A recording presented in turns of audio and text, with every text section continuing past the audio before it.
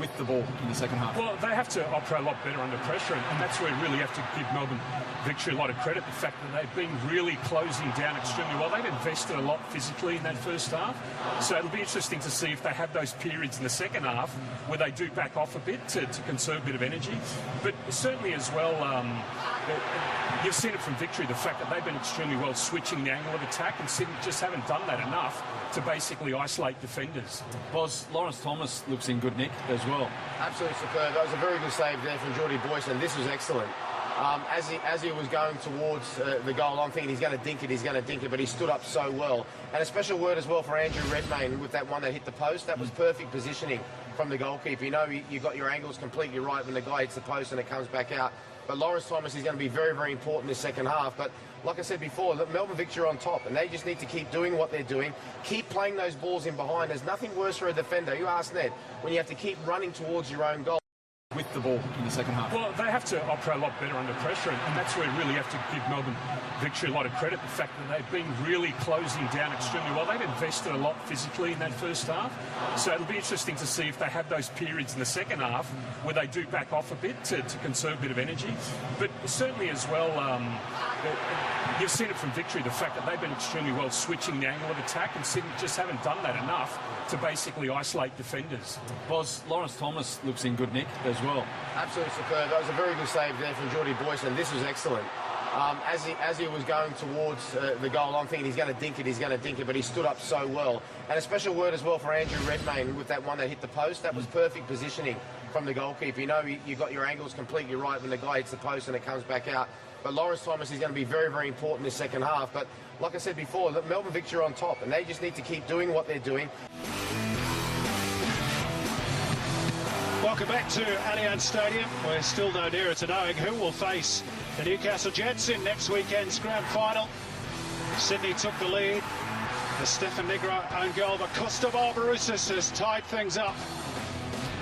All square then, 1-1 at the break. Thanks. So 45 minutes to go, and then potentially into extra time, as of course we had in last year's grand final. And it's an error by Brillante that could be in here. Victory, that's up. Berisha trying to square it up. Troisi! 2-1 Melbourne Victory in front of the Cove. And James Troisi, who scored an Asian Cup final winning goal in this city, has just netted one that means just as much to those Melbourne Victory fans. Well, brilliant from the front three, or the front four. Leroy George is not really involved, but Sydney's so sloppy.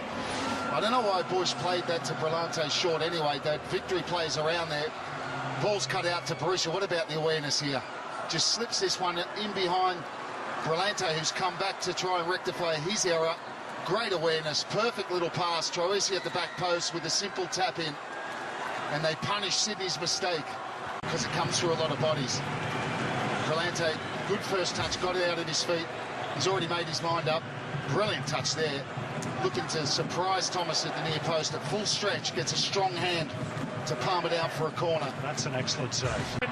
Brings out the best in the Victory goalkeeper once more. Superb double save by Lawrence Thomas to preserve Victory's lead. That's a brilliant save.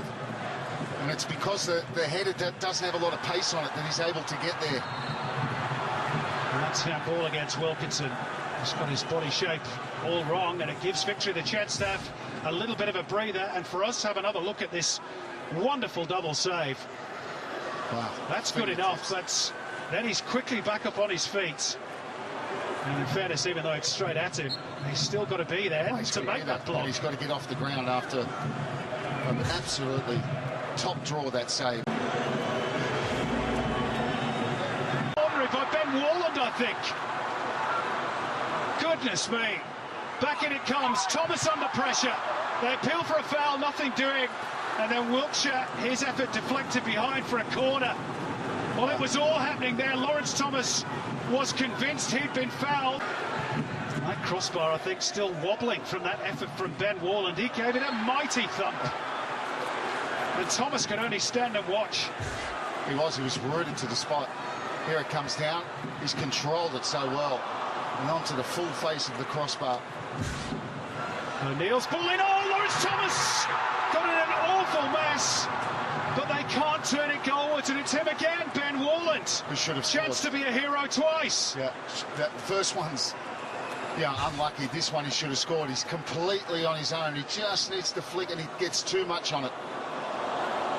Flashes past the far post. Thomas got in an awful tangle there, didn't know whether to stick or twist. A check of the watch from Graham Arnold by Simon. Warland inside the box. Mierzejewski with the chip, and it's Broxham away. Victory stand firm again.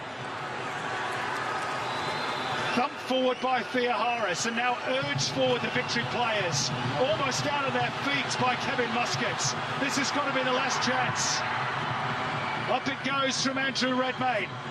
Simon wins another good flick on. Carney inside the box. Chance here! Lawrence Thomas again! Mierzejewski, oh, it's an own goal! Would you believe it? The second in the game, and perhaps from Victory's best player in the game, Terry Antonis. That is oh so cruel on Melbourne Victory. 2-2. Remarkable drama. Almost with the last kick of the game. Well, you can't believe it. I mean, they just kept pumping it forward and they repelled everything. And then Mierzejewski somehow gets to this ball, and Antonis coming back. It's harsh on him. Simon's caused all the problems. This one comes out. Here's the first chance. Great save from Thomas. Mierzejewski gets there, and he lost his bearings. What else can you say? They just got very, very deep as they have been. That's the first chance to Bobo. Mierzejewski gets it back. Antonis there, just got it wrong. Comes off the outside of his shin. And likely as it seemed, Sydney pulled something out of the hat, as so often champion teams do. Oh, look at the Victory response. They cannot believe 15 seconds, we were told. It was over. That's all that was left. If that goes out, Victory are in the grand final. Antonis looking to make immediate amends. We're going to have extra time. We thought that might be the case at the start. We certainly weren't sure of this script. Graham Arnold and his team have got out of jail with virtually the last kick of the game. Extraordinary. We're going to have an extra half an hour, possibly penalties on top of that. Hard not to feel sorry for Terry Antonis.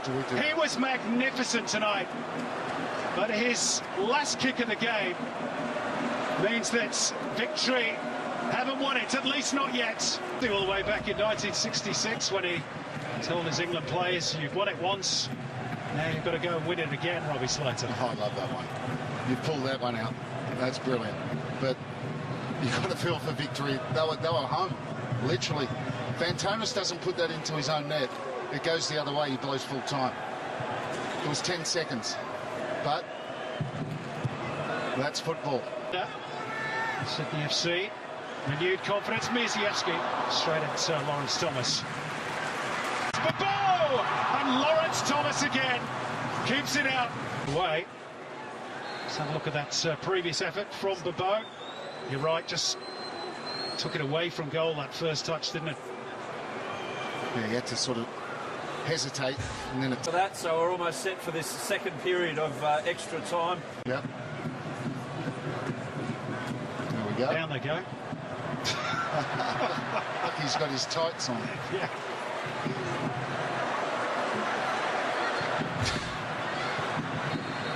Attacking the Cove end of the ground. Lovely shape to it. And they appeal for a penalty kick. Matt Simon is adamant that he was impeded.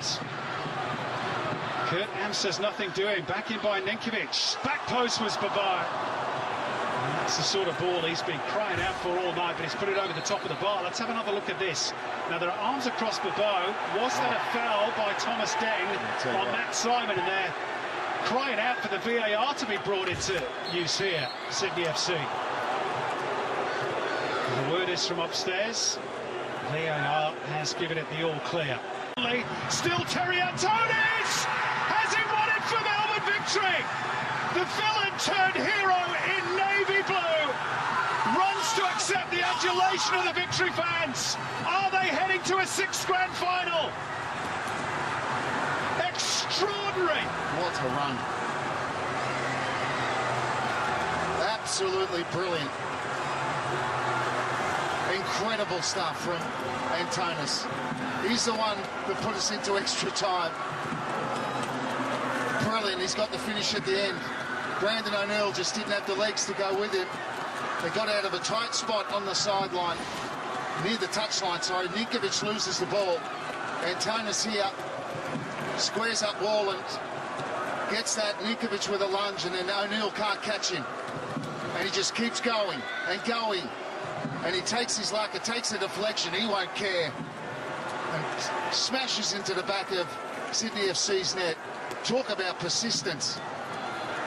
Just keeps going. Wilkinson, does he come, does he go? In the end, he lunges, and it's the deflection off him that surely sends victory through to the grand final. Well, that's how you atone for an own goal. There are tears from Terry Antonis, tears of joy, tears of relief perhaps. John Paul de Marini came onto the pitch and had an altercation with David Carney. Now, the victory assistant coach, however excited he is, should not be on the pitch. And that's what's caused this little fracas. VAR is looking at all this. They've seen the pictures. Well, there's nothing wrong with emotion and elation, but you can't do that. And Kurt Ams has got to take counsel on all this and decide what is the best course of action. Just another typical Big Blue Robbie Slater. 5 goals, extra time, talking points all over the place. And the red card about to come. Yeah. John Paul de Marini sent to the stands. And I don't think really he can have anybody but himself to blame. Paul Trimboli wisely ushering him down the tunnel, which has all rather taken the gloss off that glorious moment for Melbourne victory and for Terry Antonis. Talk about the emotions of football. With 15 seconds to go, he was heartbroken. Now, he might have just sent victory through to their 6th grand final. Well, barring another miracle, that's exactly what's going to happen.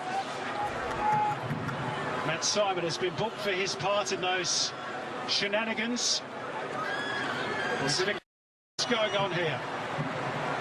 Another coach is going to be sent to the stands, potentially, I'm being told. Is this Dean Anastasiadis, perhaps? No? Well, Anthony Correa. Yeah, it's goalkeeping coach Dean Anastasiadis. They'll have no coaching staff at the grand final.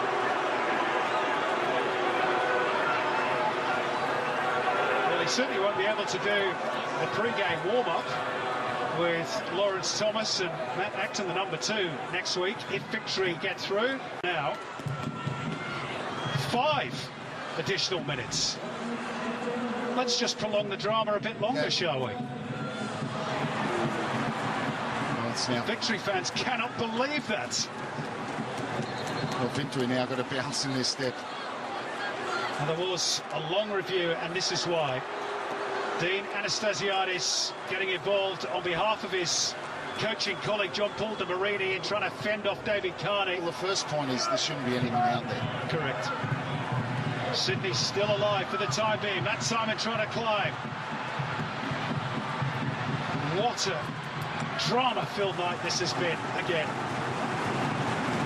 Waited, but finally they have beaten Sydney FC. Melbourne victory upset the odds to book their spots in next weekend's grand final. It will be a record 6 end-of-season showpiece for the club. Sydney FC beaten at home for just the 2nd time in 2 seasons. And what a night for Terry Antonis. The villain in the 90th minute with the own goal that made it 2-2. But then the hero to win it for the Navy Blues. Sydney missed their chance at A-League immortality, and it is a rather sad end to the reign of Graham Arnold, whose era produced 4 trophies.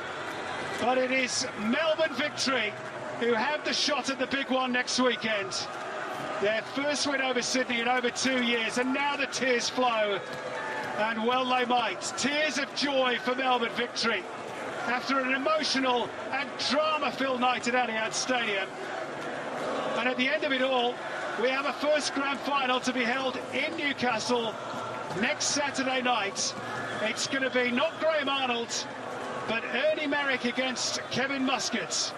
Master against the apprentice for the big trophy itself. What a night. What another drama-filled Big Blue. But it's Victory who have won it by 3 goals to 2. I can't describe it, you know. Emotionally, it was crazy, you know. To score a goal and to score the winner, it's an amazing feeling, you know. And the boys stuck hard, you know. We had the game plan, and we've been waiting a long time for this. You had to dig pretty deep out there. What went through your mind? I'm sure you had the demons that rushed in. You're thinking, oh my gosh, there was 20 seconds to go. And then you're running, the goal's open, and you finished it. Yeah, look, like I said, you know, I can't describe it, you know. When the fans, when the old Sydney fans were giving me crap, they just gave me more energy, you know, and to score that here, I can't explain. What about this team performance? You guys dug so deep tonight. It was not easy by any stretch of a football game. Tired bodies, exhausting out there. Look, we had a game plan. All the boys stuck together with one team. Everyone, the coaches, the staff, off the board, all the players on the pitch gave it all tonight to get into the finals. So there we go. Bring on Newcastle, huh? Enjoy the win, Terry. Well done. Love it. Over to you, Garby. Tara, thank you. Yeah, I'm with Alex Bross, the captain of Sydney FC. Alex, another incredible game of finals football. Unfortunately for you guys, on the losing side of it, you got back into it so many times against the Victory in the past. You've been able to get the job done. Why weren't you able to tonight? Look, it was just a crazy game. A lot of deflected own goals, and it was just one of those games, you know. It's finals football. If you a little bit of luck goes against you or for you, that sometimes decides the game. And then, look, tonight, all credit to them. They came with a good game plan. I thought we had a good one as well. It was a very even match, and they just got it tonight. You won the Premier's Plate by a big margin. You won the FFA Cup. Don't get the chance to defend your championship title. How hard is that to take, considering the season you've had? It's very disappointing. Obviously, we wanted to be there next week and defend our title. But again, look, that's finals football. You know, again, you know, we had chances. We had a lot of chances. We just didn't put them away when we probably could have. And then, you know, a lot of crazy own goals. It was a crazy game, you know. And then at the end, just when it looks like we're going to take the game and win, another deflected own goal is the winner. And then, you know, the penalty decision probably, you know, looking back at that as well, is another turning point. And that's the game. Garvey, I'm joined by Costa Barbarousas. Costa, I'm sure you played in a couple of crazy games of football, but where does that semi-final rate? That's probably a close second to the 2010-11 Grand Final for Brisbane. Yeah, nerve-wracking stuff, but, you know, the boys were amazing. I can't